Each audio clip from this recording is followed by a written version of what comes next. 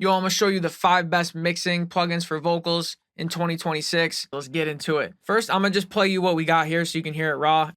Still not high, but still got lost. 3-shot polos, all the cost. 40s teed up on the course. I just drank them playing golf. Teleport the way I drive. All right, you get the idea. First one, Waves Factory Spectre. I think this one's a little expensive, but hey, that happens sometimes. This is dope. This ain't sponsored by any of these. What this is it's a saturation plugin, but with the UI of like an EQ. So how it works is it looks like you're boosting frequencies and, you know, doing EQ, but they're different multi-band saturation bands, each with their own frequency choice, you know, saturation amount, Q factor.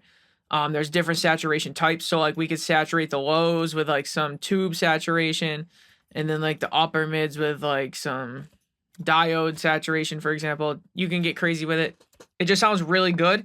And the de-emphasis mode is dope. Don't quote me on this, but I believe what it's doing under the hood is it's compensating gain. So when you do things like this, you're not actually gaining any gain. All you're getting is saturation. So it's going to keep it at the same level. And the only differences you hear are saturation differences. I believe, I don't know if it's on or off by default. I saved it on.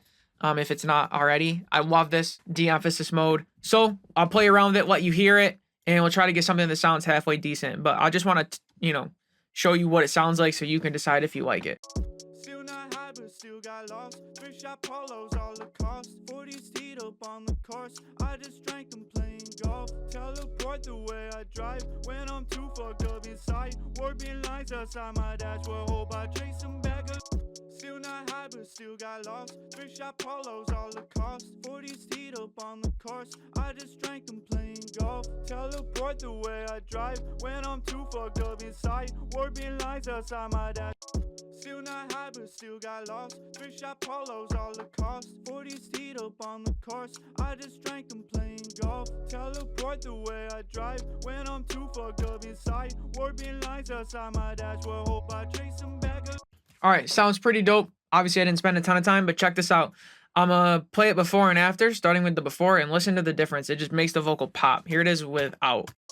Still not high, but still got lost. 3-shot polos, all the cost. 40s teed up on the course. I just drank them playing golf. Teleport the way I drive when I'm too fucked up inside. Let me solo the vocal and show you, because this is crazy.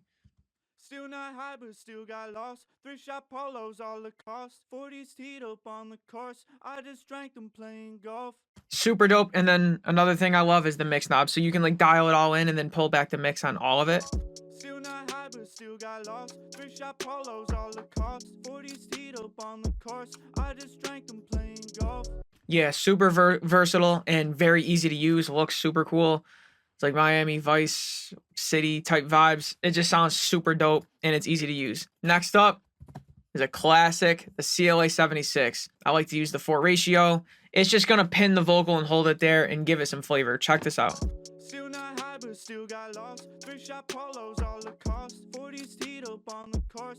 I just drank them playing golf. Teleport the way I drive when I'm too fucked up inside. Warping lines outside my dashboard. Hope I still not high, but still got lost. 3-shot polos, all the cost. 40s teed up on the course. I just drank them playing golf. Teleport the way I drive when I'm too fucked up inside. Warping lines outside my. So you can hear when it's on, that vocal is just pinned tight and leveled, and it's also right in your face, but we're not really getting any gain. So it's just doing all the things you look for out of a compressor, all in one, super easy to use. And it also has the Blackie setting, which honestly sounds very different, even though it's the same compressor. So it's really like 2 compressors in one. Next up is Gullfoss from Sound Theory. I don't even know how to describe it. It's like an infinite amount of multi-bands on an EQ, like it's like dynamic EQ multi-band compression with an infinite amount of bands. What it tries to do is in real time, it's going to move and try to hold the source, in this case our vocal, to a certain curve. But the way that it does it, it just sounds so good. For vocals, it just gives you so much clarity that you didn't even realize you were missing. You'll see how when it's moving, you'll get the idea of what it's doing. And when you hear the before and after, you're gonna be like, wow. And you can also like filter out so that like you don't affect the highs and the lows. With vocals, I kind of like to put it around like 80 to 100-ish because I don't really want it to affect down here because usually I'm cutting it with EQ anyways. So I'll put it at about 100 and then, yeah, go from there. But it all depends. Check this out.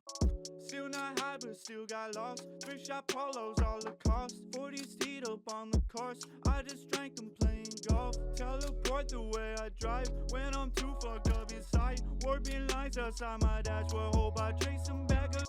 Still not high, but still got lost. Thrift shop polos, all the cost. 40s teed up on the course. All right, so notice how when the plugin's engaged, it doesn't really feel like we gained or lost anything. It just is like, okay, it feels good. But then when I bypass the plugin and we go back to the before, the original, it's like there's a film or like a sheet or a blanket over the vocalist. And it's like super unclear and muddy.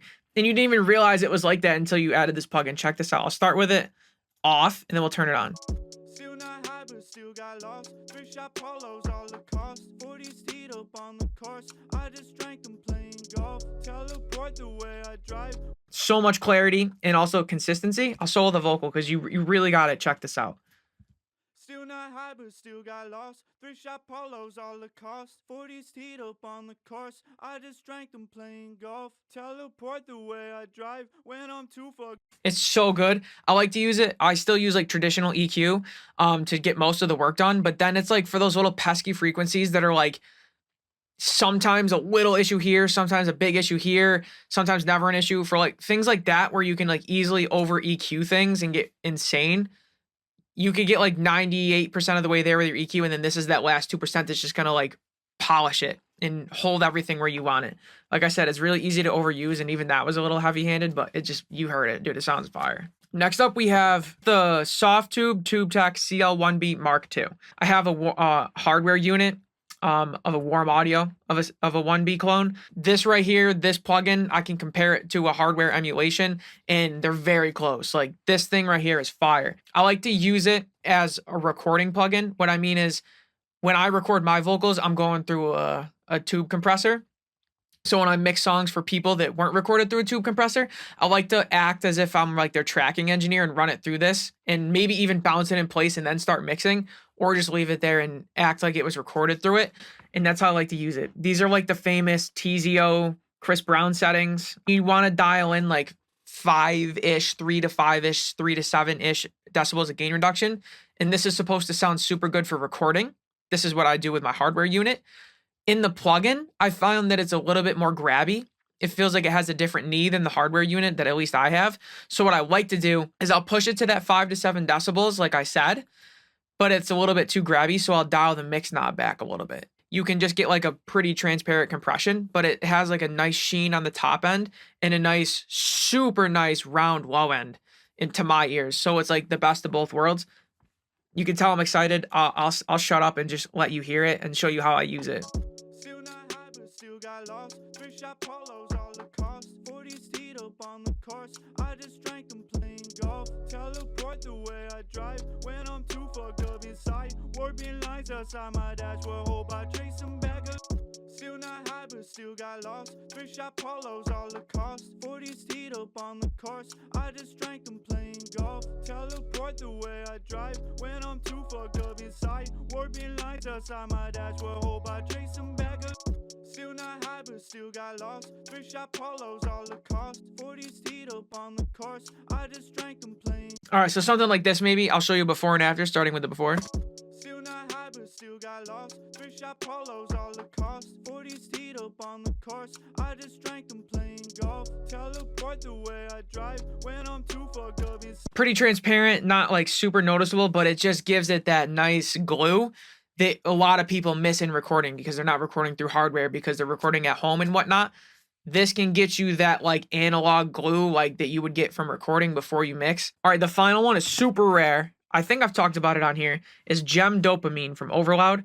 I saw Baines use this. He mixes for like Young Thug and stuff. Dude, this thing for top end, unreal. I don't exactly know what it's doing. It has something to do with like tape or something maybe. I don't know. It doesn't matter. There's two settings. There's the 361 and the 180, like the black and the white version. They both sound different. You can add compression with this one. I don't. All I do is crank up the wet as much as I want and then compensate my level. And it adds so much brightness that's like hard, that's not really harsh. And that's the biggest thing, because we can add brightness a million ways, but they're all harsh sounding. A lot of them are. This one sounds fire. Check this out. Watch how bright I'm going to get this vocal right here. Ready? Still not high, but still got lost. Thrift shop polos all the cost. 40s teed up on the course. I just drank them playing golf. Teleport the way I drive when I'm too fucked up inside. Warping lines outside my dashboard. Hope I trace them back. All right, ready? I'll do a before and after. Here's the before. Still not high, but still got lost. Thrift shop polos all the cost. 40s teed up on the course. I just drank them playing golf. Teleport the way I drive when I'm too fucked up. Look at that. Not harsh at all. Way more present and cuts through the mix. And it's just this one plugin. Obviously, you could crank it more, but it could start to get a little bit harsh. Obviously, like anything, if you push it too much.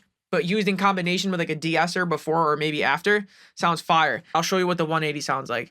Still not high, but still got lost. Thrift shop polos all the cost. 40s teed up on the course. I just drank them playing golf. Teleport the way I drive when I'm too fucked up inside. Warping lines outside my. So to me, the 361 is like a higher frequency and the 180 is more like upper mids. And this sounds like more like saturation than EQ. To me, in this instance. Honestly, in this one, I like the 180 a little more, but listen to this before and after. Sounds fire. Still not high, but still got lost. Thrift shop polos all the cost. 40s teed up on the course. I just drank them playing golf. Teleport the way I drive. Just so much presence and it cuts through. And when you turn it off, it's like, dude, the vocal's so dull now. We miss that. We need it. So there you have it, y'all. My top 5 favorite mixing plugins for vocals. And once again, this isn't sponsored by any of these companies. And it's Wayne with this Wayne Audio, man. I'll see y'all soon. Peace.